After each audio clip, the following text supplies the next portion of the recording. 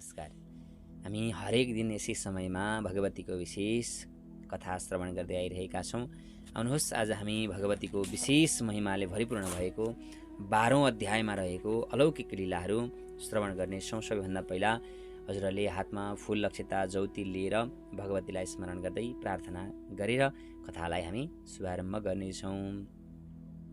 यं ब्रह्मा वरुणेन्द्ररुद्रमरुतस्तुन्वन्ति दिव्यैस्तवैर्वेदैः साङ्गपदक्रमोपनिषदैर्गायन्ति यं सामगाः ध्यानावस्थिततद्गतेन मनसा पश्यन्ति यं योगिनो यस्यान्तं न विदुषुरासुरगणा देवाय तस्मै नमः।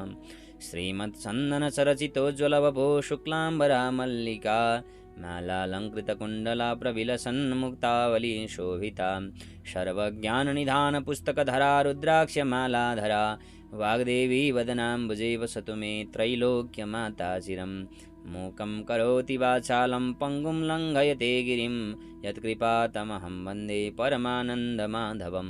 नमो भगवते तस्मै व्यासाय मिततेजसे यस्य प्रसादात् वक्ष्यामि नारायणकथामिमां। नारायणं नमस्कृत्य नरं चैव नरोत्तमं देवीं सरस्वतीं व्यासं ततो जयमुदीरयेत्। देवीं सरस्वतीं व्यासं ततो जयमुदीरयेत्। आउनुहोस् अब हामी कथा सुन्नेछौँ। कुमारजी आज्ञा गर्नुहुन्छ हे अगस्त्य मुनि। त्यसपछि के भयो त्यो घटना पनि सुन। सतीदेवीले दक्ष प्रजापतिको यज्ञमा आफ्नो प्राण छोडेपछि साक्षात् अम्बिका देवीको स्वरूप लिइन्। आफ्नो लोकमणि द्वीपमा जानुभयो। देवताहरू ब्रह्मा विष्णु आदि सबै शक्तिहीन भए।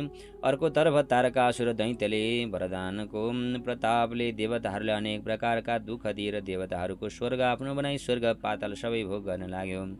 स्वर्गबाट लखेटेपछि सबै देवताहरू मिलेर हिमालय पर्वतमा गई भगवती जगदम्बिकाको भक्तिभावले स्तुति गर्न लागे। विष्णु आदि देवताहरूले तपस्या र स्तुति गरेको हुँदा तीन लोककी माता भुवनेश्वरी उमा उत्पन्न भएर देवताहरू र हिमालय पर्वतलाई दर्शन दिनुभयो।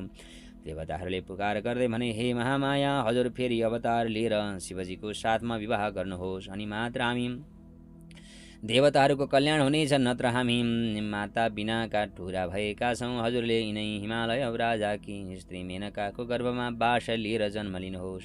हजुरलाई कोटि कोटि नमस्कार छ, हाम्रो इच्छा पुरा गरिदिनुहोस्। देवताहरूको बिन्ती सुनेर आश्चर्यचकित हुँदै उमादेवीबाट आज्ञा भयो, हे देवता हो, ज्ञान बिना र भक्ति बिना तिमीहरूले सतीदेवी जस्तै मलाई पनि अपमान गर्नेछौ। तैपनि तिमीहरू मेरा सन्तान भएकोले म तिमीहरूको इच्छा पुरा गर्नेछु। तर म देवी भगवती गीताको दिव्य उपदेश हिमालय पर्वत लगायत ब्रह्मा विष्णु आदि देवताहरूलाई दिनेछु। भुवनेश्वरी उमाको यस्तो वचन सुनेर विष्णु आदि देवताहरू अत्यन्त प्रसन्न भएर उमादेवीले दिनुभएको 508 श्लोकको 10 अध्यायले पूर्ण देवी भगवती गीताको उपदेश ग्रहण गरे। त्यसपछि भुवनेश्वरी उमा देवीले आफू हिमालयकी पुत्री हुने वरदान देवताहरूलाई दिनुभयो। त्यसपछि उमादेवी अन्तर्ध्यान हुनुभयो।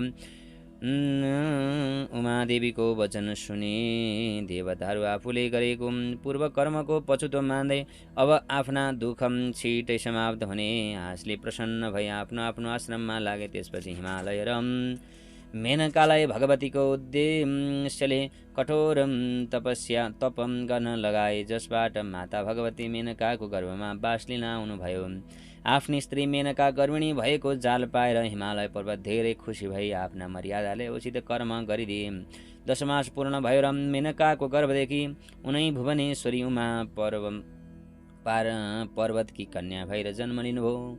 कस्ती कन्या भने रक्तवर्ण 1000 सूर्यको जस्तो तेज भएकी, कोमल अति सुन्दर पद्मपत्र जस्ता नेत्र भएकी यस्ती कन्या जन्मेको देखि हिमालय पर्वतले वशिष्ठ आदि ऋषि ज्योतिषीहरूलाई बोलाए विधिपूर्वक स्मरण गराए। वशिष्ठ आदि ऋषि ज्योतिषीहरूले भने, हे हिमालय, हामीले यी बालिकाको नाम पार्वती भन्ने राख्यौँ, किनभने पर्वतकी कन्या भएकोले पार्वती नै यिनको नाम जुर्यो। तिमी धन्य रहेछौ। यी बालिकाले भविष्यमा जगदीश्वर श्री महादेव स्वामी पाएर 14 भुवनकी रानी हुनेछिन् र सम्पूर्ण दैत्यहरूको संहार गर्नेछिन्।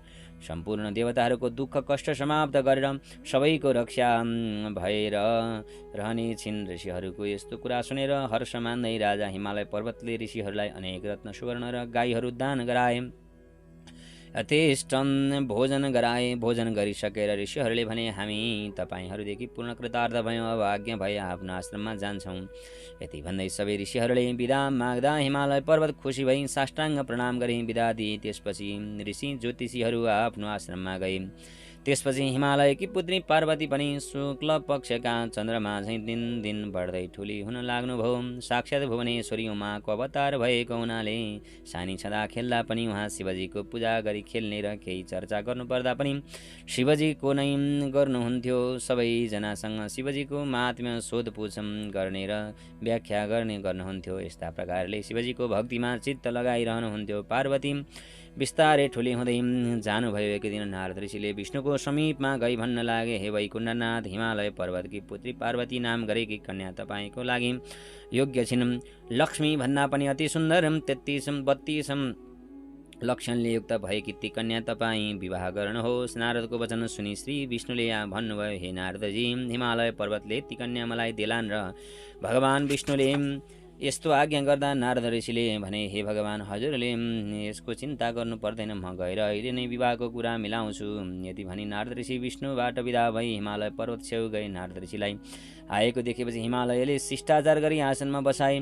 त्यसपछि हिमालय नारदलाई सोधे, हे देवर्षि, आज मेरो घर हजुरले पवित्र पारिदिनु भयो, केही काम थियो भने आज्ञा गर्नुभए कृतार्थ हुने थियो। हिमालयको कुरा सुनेर नारद ऋषिले भने, हे गिरिराज, तिम्री पुत्री पार्वती विवाह गर्न योग्य भएकीले वैकुण्ठनाथ श्री विष्णुलाई कन्यादान गर्नु उचित होला भनी यहाँ आएको हुँ।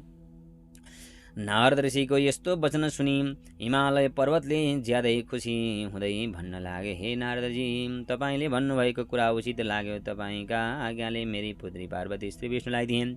तपाईँ गएर श्री विष्णुलाई यो कुरा सुनाइदिनुहोस्। त्यसपछि नारद ऋषिले वैकुण्ठमा गई हिमालयसित भएका सबै वृत्तान्त श्री विष्णुलाई सुनाए। नारदले भने, हे भगवान्, हजुरले भने बमोजिम हिमालय पर्वतले आफ्नी पुत्री पार्वती हजुरलाई दिने कुरा गर्नुभयो। अब उचित लग्न जुराई पार्वतीसँग विवाह गर्नुहोस्। नारद ऋषिका यस्ता वचन सुनि विष्णु प्रसन्न भई भन्न लाग्नुभयो, हे नारद मुनि, तिमी धन्य रहेछौ। अब आफ्ना आश्रममा जाऊ, म पनि साइद जुराएर पार्वतीलाई कन्यादान लिन हिमालयको घरमा जान्छु। यति भने विष्णुले नारदलाई बिदा दिनुभयो।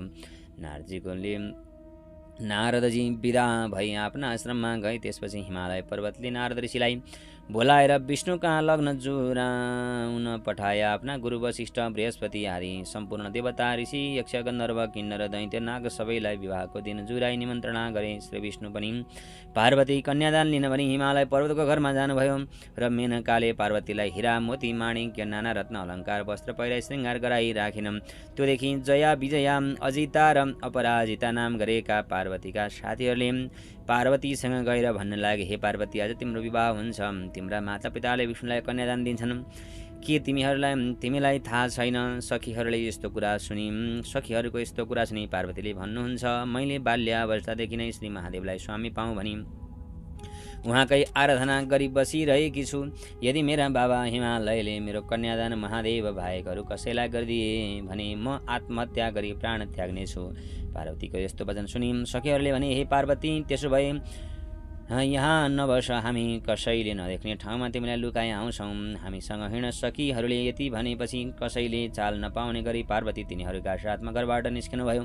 सखीहरूले नदीका तीरमा एउटा वनमा लगेर कसैले नदेख्ने ठाउँमा पार्वतीले लुकाइ आए। त्यसपछि हिमालय पर्वतले आफ्ना गुरु बृहस्पतिलाई यज्ञमा बसाली विधिपूर्वक विष्णुलाई कन्यादान दिन भनी पार्वतीलाई लिन पठाए। तर लिन जानेले पार्वतीलाई कहीँ पनि देखेनन् र हिमालयको समीपमा गई भन्न लागे, हे राजन, पार्वती घरमा छैनन्। हिमालय पर्वतले यस्तो खबर सुनेपछि पार्वतीलाई सबै ठाउँमा खोजे तर कहीँ पाउन नसकी दुखी र आश्चर्यचकित भए। पर्वतराजले त्यो खबर सुनेर चित्त आकुल गरी गुरु बृहस्पति छेउ गई भने, हे गुरु, मेरी छोरी पार्वती कहीँ पनि छैनन्। विवाहको लग्न टर्न लाग्यो, अब कसो गरौँ? यस प्रकार हिमालय पर्वतले आफैलाई खेद प्रकट गरेको देखेपछि बृहस्पति ऋषिले भने, यस लग्नमा यो विवाह भएन, अब पछि गरौँला। हिमालय र गुरु बृहस्पतिले श्री विष्णुसँग सबै कुराको बिन्ती गर्दा श्री विष्णु आदि सम्पूर्ण देवताहरू दुखित भई फर्केर आफ्नो आश्रममा गए। उता सखीहरूले पार्वतीलाई लुकाइ आएपछि पार्वतीले नदीका तीरमा बसी बालुवाको शिवलिङ्ग बनाई महादेवको आराधना गरी पूजा गर्न लाग्नुभयो। धेरै कालपछि त्यस बालुकाको शिवलिङ्गदेखि श्री महादेव प्रकट भई पार्वतीलाई आफ्नो स्वरूपको दर्शन दिनुभयो। त्यसपछि महादेवबाट आज्ञा भयो, हे पार्वती, तिमी मलाई किन आराधना गर्यौ? जगदीश्वर महादेवको अमृतमय वाणी सुनेर पार्वतीले बिन्ती गर्नुभयो, हे जगदीश्वर, मैले बाल्यावस्थादेखि नै श्री महादेव स्वामी पाऊँ भनी हजुरको आराधना गरिरहेको छु। मेरा पिता हिमालय पर्वतले श्री विष्णुलाई कन्यादान दिन लाग्दा भागेर यहाँ आई एक्लै लुकिरहेकी छु। मेरो रक्षा गर्नुहोस्, मदेखि प्रसन्न होइ बक्सयोस्। पार्वतीको यस्तो वचन सुनि श्री महादेवले आज्ञा गर्नुभयो, हे पार्वती, तिम्रा माता पिताले कन्यादान नदिई तिमीलाई मैले आफ्नी स्त्री भन्न मिल्दैन। पहिला आफ्ना माता पितालाई मनाऊ र एउटा व्रतको अनुष्ठान गर। फेरि पार्वती बिन्ती गर्नुहुन्छ, हे ईश्वर, जसो गर्ने हो मलाई उपदेश बक्सियोस्। मैले त आफ्नो शरीर हजुरलाई अर्पण गरिसकेकी छु, यसमा फरक पर्यो भने आत्महत्या गर्नेछु। पार्वतीको यस्तो कुरा सुनि श्री महादेवबाट आज्ञा भयो, हे पार्वती, विष्णु आएर तिमीलाई जस्तो उपदेश गर्नुहोला तिमीले त्यस्तै गर्नु। शिवजीको यस्तो आज्ञा सुनि पार्वतीले हवस् भनी श्री महादेवलाई साष्टाङ्ग प्रणाम गर्नुभयो। त्यसपछि भगवान महादेव अन्तर्ध्यान हुनुभयो। पार्वती पनि आफ्नो घर फर्कनुभयो। हिमालय पर्वतले पार्वतीलाई आएको देखि क्रोधित हुँदै भन्न लागे, पार्वती, तिमी कहाँ गएकी थियौ? यहाँ मेरो बेइज्जत भयो। विष्णु आदि देवताहरू कन्यादान नलिकन फर्केर गए। पिता हिमालयको कुरा सुनेर पार्वतीले भन्नुहुन्छ, हे पिता, मैले बाल्यावस्थादेखि नै श्री महादेव स्वामी पाऊँ भनी उहाँकै प्रतीक्षा गरिरहेको छु। तपाईँले विष्णुलाई कन्यादान दिन लाग्दा भागेर लुक्न गएकी थिएँ। पार्वतीको यो वचन सुनि हिमालयले नारायणका दिन वशिष्ठ आदि ऋषि ज्योतिषीहरूले भनेको कुरा सम्झी चुप लागे। त्यसपछि पार्वतीले कहिले विष्णु आउनुहोला र व्रतको अनुष्ठान गरी श्री महादेव स्वामी पाउँला भनी नाना तीर्थ व्रत दान धर्म तप यज्ञ यागादि सारा गरी शिवलिङ्ग बनाई पूजा गर्न लाग्नुभयो। पार्वतीले यस्ता तरहले भक्ति गरेको देखि भगवान विष्णु हातमा शङ्खचक्र गदा पद्मली गरुडमाथि सवार भई पार्वती छेउ आएर भन्न लाग्नुभयो, हे पार्वती, तपाईँले नाना तीर्थ व्रत दान यज्ञ धर्म जब गरेको देखि म प्रसन्न भई के वर माग्नुहुन्छ? अब म वरदान दिन्छु। विष्णुको आज्ञापछि पार्वतीले हात जोडी भन्नुभयो, हे भगवान, अरू थोक वरदान के मागौँ? श्री महादेव स्वामी पाऊँ। पार्वतीले यस्तो भनेको सुनि विष्णु आज्ञा गर्नुहुन्छ, हे पार्वती, तीर्थव्रत दान धर्म जब तब भन्दा पनि उत्तम कुरा म बताउँछु, एकचित्त भई सुन्नुहोस्। श्री स्वस्तानी भगवतीको व्रत गरे, त्यो व्रतका प्रभावले तपाईँले जगदीश्वर श्री महादेव स्वामी पाउनुहुनेछ। यति विष्णुले आज्ञा गरेको सुनि पार्वती फेरि बिन्ती गर्नुहुन्छ, हे लोकनाथ, त्यस व्रतको विधि के हो, के गर्नुपर्छ त्यो आज्ञा गर्नुहोस्। विष्णु आज्ञा गर्नुहुन्छ, हे पार्वती, श्री स्वस्तानीको व्रत आरम्भ पौष शुक्ल पूर्णिमाका दिनदेखि गर्नुपर्छ। त्यो पनि कसरी हो भने हात गोडाका नङ काटी पवित्र भई एक भक्ति रही स्नान गरी नित्य मध्याह्न कालमा श्री महादेवको पूजा गर्नुपर्छ। 1 महिना पुगेपछि माघ शुक्ल पूर्णिमाका दिन 108 रोटी, 108 नकाटिएका अक्षता, 108 बेली पुष्प, 108 पान, 108 कुटका सुपारी, 108 सबै जात जातका फलफुलहरू, 108 जन इत्यादि तयार गरी तामाको थालीमा ओमकार लेखी गङ्गाजलले स्नान गराउनुपर्छ। धूपदीप नैवेद्य कस्तुरी भेटी चढाउनुपर्छ। षोडशोपचारले पूजा गर्नुपर्छ। जप अर्घ्य दिनुपर्छ। हे पार्वती, यस तरिकाले श्री स्वस्तानी भगवतीको व्रत गर्नु। श्री स्वस्तानी भगवानीको भनेकी कस्ती हुनुहुन्छ भने अष्टो शुच दले स्वैव मातृ काष्ठा स्थितास्तथा खड्गम त्रिशूलं चोर्ध्वं च अर्धे च वरमुत्पलं चतुर्भुजां त्रिनेत्रां च सर्वालङ्कारभूषितां सुवर्णावद्भिं काशावा स्वस्थानी जगदीश्वरी।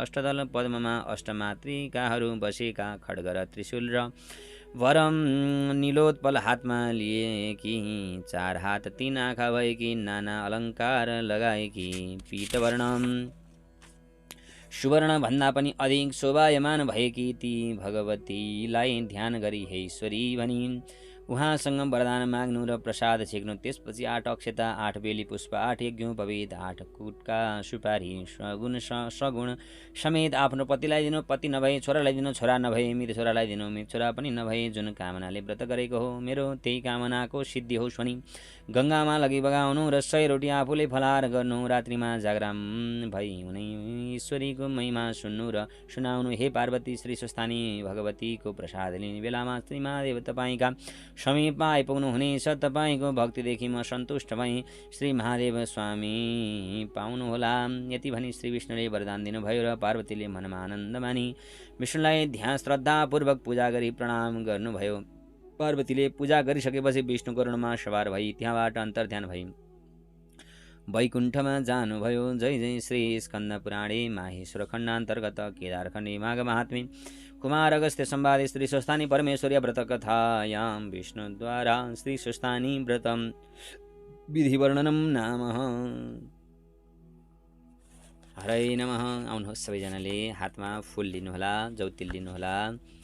ओम उपनयतु मङ्गलं वः सकलजगन्मङ्गलालयः श्रीमान् दिनकरकिरणनिबोधितनवर्णनीलदलनिवेक्षणः कृष्णः।